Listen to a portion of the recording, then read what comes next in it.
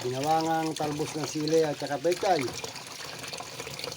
Napakasarap sa sabaw. Alaw, gasa magaling. Medyo nag-stock na. At sa bukid. Baka may uod. Baka yung may nakadikit na Lumutang sabaw sa lamog ng tiyan. maitim. Ayun o. Kailangan himasin mo yung dahon.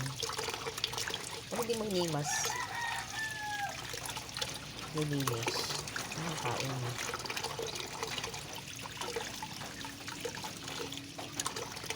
Hindi mo na ako pagkakain.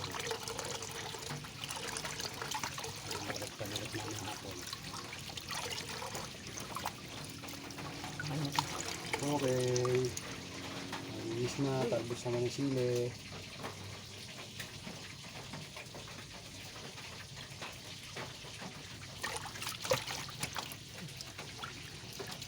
Ito talbos.